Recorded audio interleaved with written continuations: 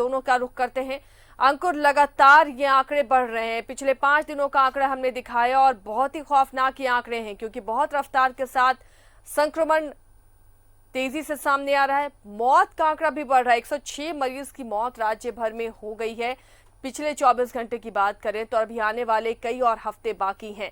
कैसे लगाम लगेगा आखिर ये कोरोना महामारी पर?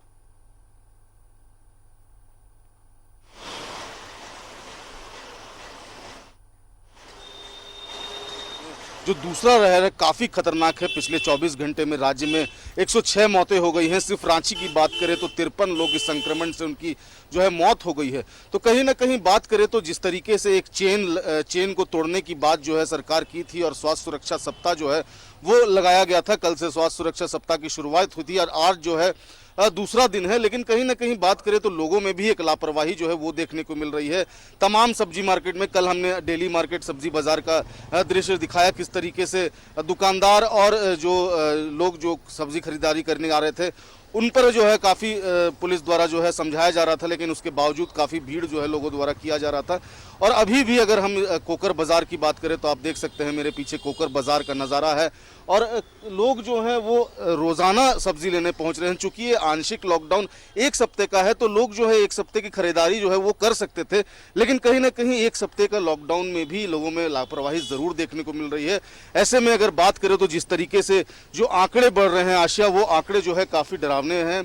और ऐसे में लगातार जो है सिर्फ रांची की बात करें तो 53 मौतें हो गई हैं। अगर अस्पतालों की बात करें तो वहां पर बेड की कमी देखी जा रही है। तो कहीं ना कहीं बात करें तो एक डर ज़रूर लोगों में है, लेकिन इसके साथ ही लापरवाही भी काफ़ी देखने को मिल रही है। तमाम सब्जी बाज़ारों की बात करें तो वहाँ लोग जो है काफ़ी संख्या में पहुँच रहे हैं। 5 से ज़्यादा लोग को इकट्ठा नहीं रहना है, उसमें भी अगर जो है लोगों की बात करें तो वो दिख रहे हैं। और लगातार उपायुक्त और एसएसपी द्वारा जो है फ्लैग मार्च भी कल किया गया था और जो एमजी रोड के इलाके हैं वहाँ पर जो है हिदायत दी गई थी, जो भी लोग जो है अनावश्यक जो है घर से बाहर निकले हैं उन पर जो है उन्हें साफ कहा जा रहा था कि घर चले जाए और अगर दोबारा मिलते हैं तो उन पर सख्त से सख्त कार्रवाई की जाएगी। ऐसे में ये आंकड़ा तभी जो है आंकड़ा में कमी तभी देखने को मिलेगी जब लोग जो है अपने घरों से बाहर नहीं निकलेंगे और बेवजह नहीं निकलेंगे। कई लोग यहाँ पर आ रहे हैं, बाजार करने आ रहे हैं, कुछ लोग हैं। हम बात करने की कोशिश करेंगे। सर, एक मिनट आपसे बात करेंगे। सर, जिस तरीके से कोरोना का फैल रहा है, रांची की बात करें, आंशिक लॉकडाउन में, ऐसे में क्या लोगों को समझने की बात है? लोगों को ही समझना पड़ेगा। हम लोग अगर नहीं समझेंगे ना, चाहे लॉकडाउन कर दीजिए, कर्फ्यू कर दीजिए, कुछ नहीं सुधरेगा। तो लॉकडाउन है, ऐसे में तब भी लोग निकल रहे हैं। क्या बाजार में खरीदारी क्या 1 सप्ते का लोग कर ही सकते हैं? सब्जी की बात करें तो जैसे मैंने पिछले शुक्रवार को निकले थे बाजार करने के लिए और फिर आज निकला हूँ, अब फिर 1 हफ्ते बाद। क्या लगता है लोगों को समझने की ज़रूरत है? ज़रूरत है। क्या उसका ग्रेविटी क्या है, कितनी ख़राब सिचुएशन में जा रहा है देश, इसको समझना चाहिए। अगर नहीं समझेगा तो मतलब पहले वाला सिचुएशन से इस बार भी और भी ज़्यादा ख़राब होगा। बिल्कुल, तो लोग समझ रहे हैं कि पहले जो सिचुएशन थी उससे कुछ ज़्यादा ही जो है ये दूसरी लहर में देखने को मिल रहा है और काफ़ी खतरनाक है, जानलेवा है। लगातार लोगों की मौतें हो रही है। रिम्स में बेड की कमी देखी जा रही है, सदर अस्पताल में बेड की कमी देखी जा रही है और जो होम आइसोलेशन में हैं उन वहाँ पर भी कई परिवार ऐसे हैं जिनके पूरे परिवार जो हैं वो पॉजिटिव हैं। ऐसे में मौतें भी हो रही है। तो काफ़ी जो है जिस तरीके से ये कोरोना का दूसरा लहर है काफ़ी जो है वो डरावना है और लगातार लोगों की जो मौतें हो रही है, ऐसे में लोगों को समझने की ज़रूरत है। और लगातार जो जिस तरीके से मुख्यमंत्री द्वारा जो है अपील की जा रही है कि अनावश्यक घर से लोग ना निकले। ये आंशिक लॉकडाउन ज़रूर है, दुकानें ज़रूर खुली हुई हैं, कई दुकानें ज़रूर खुली हुई हैं, लेकिन लोगों को समझने की बात है। अगर दुकान खुली हुई है इसका मतलब ये नहीं है कि उन्हें दिन भर बाहर ही रहना है।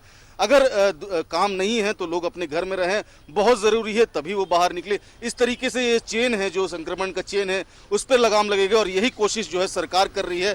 और अगर इस पर लगाम लग जाती है तो इस महामारी की जंग से हम ज़रूर बाहर निकलेंगे और हम ज़रूर जीतेंगे। जी आशिया। प्रवीण, रांची के बाद जमशेदपुर में लगातार संक्रमित मरीजों की संख्या में इजाफा हो रहा है। रांची के बाद जमशेदपुर ही रहता है संक्रमित मरीजों की संख्या में। स्वास्थ्य सुरक्षा सप्ताह का क्या असर जमशेदपुर में दिख रहा है? लोग अब परहेज कर रहे हैं कोरोना के इस चेन को तोड़ने के लिए? क्या लोग अपनी भागीदारी निभा रहे हैं? जी आशा, बिल्कुल बढ़ते संक्रमण को देखते हुए राज्य सरकार ने स्वास्थ्य सुरक्षा सप्ताह के तहत मिनी लॉकडाउन की घोषणा की, ताकि लोग जो हैं स्वयं सुरक्षित रहते हुए औरों को भी सुरक्षित रखने का प्रयास करते हुए घर पर रहें, स्वतः सुरक्षित रहें और कम बाहर निकले। लेकिन जो लगातार संक्रमित मरीजों की संख्या में इजाफा हो रहा है, अगर हम कल की बात करते हैं तो आंकड़ा जो है 727 संक्रमित मरीजों की पहचान हुई, नए संक्रमित मरीजों की। अगर मौत के आंकड़े पर अगर हम नज़र डालते हैं तो पिछले 23 दिनों में, मतलब कल 14 मौतें हुई और 23 दिनों में कुल 116 मौतें हुई। अगर ठीक होने वाले मरीजों की अगर हम बात करें तो 361 मरीज जो हैं वो कोरोना की इस लड़ाई में उन्होंने जंग जीती है। तो ऐसे में लगातार जो है संक्रमित मरीजों की संख्या में बढ़ोतरी हो रही है, रिकवरी रेट भी अच्छी है। लेकिन इसी बीच जिस तरह से मौत का आंकड़े बढ़ रहे हैं, जिस तरह से संक्रमण का खतरा बढ़ता जा रहा है, ऐसे में राज्य सरकार के द्वारा मिनी लॉकडाउन की घोषणा की गई है ताकि लोग जो हैं सुरक्षित रह सकें। लेकिन आज हम दूसरे दिन में प्रवेश कर चुके हैं, स्वास्थ्य सुरक्षा सप्ताह के दूसरे दिन में हम प्रवेश कर चुके हैं। लेकिन आशिया, हम जो अभी आपको दृश्य दिखाने वाले हैं, हम अपने सहयोगी अनवर से गुजारिश करते हैं कि वो सीधे जूम कर वो दृश्य दिखाएं, जिस तरह से बाजार का जो आप दृश्य देख रहे हैं,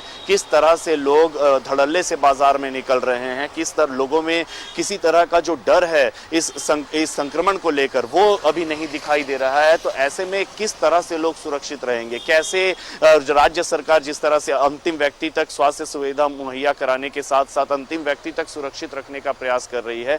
लेकिन जो ये दृश्य बयां कर रहा है, ये अपने आप में चौंकाने वाला और हैरत में डालने वाला है कि इस तरह से हम किस तरह से कोरोना की लड़ाई को लड़ेंगे। आशिया, बहुत बड़ी ये बहुत संकट के समय से हम गुजर रहे हैं, दहशत का माहौल है, लेकिन चुनिंदा कुछ लोग जो कि बाजार में धड़ल्ले से निकल रहे हैं और इस चीज को मजाक में ले रहे हैं, वो हमें, हमारे साथ साथ आस पड़ोस, हमारे परिवार, हमारे समाज, हमारे जिले और हमारे राज्य को खतरे में डाल देगा और स्थिति जो है और डरावनी हो जाएगी। ऐसे में प्रत्येक व्यक्ति को आसिया समझने की जरूरत है कि मौत के आंकड़ों में इजाफा हो रही है, संक्रमित मरीजों की संख्या में बढ़ोतरी हो रही है, हम घर पर रहें, सुरक्षित रहें। क्योंकि अगर हम अभी कल की बात करते हैं तो कदमा बाजार को जो है पूरे एक सप्ताह के लिए पूरी तरह से बंद कर दिया गया, क्योंकि वहां 33 ऐसे दुकानदार हैं जो संक्रमित पाए गए। तो कहने का मतलब है कि हर बाजार लोगों में सुधार नहीं है। प्रवीण, जो तस्वीर आप दिखा रहे हैं, वाकई वो लग नहीं रहा है कि ये मिनी लॉकडाउन है या स्वास्थ्य सुरक्षा सप्ताह है। ऐसे कड़े कदम उठाने को मजबूर लोग ना करें कि पूरी तरह से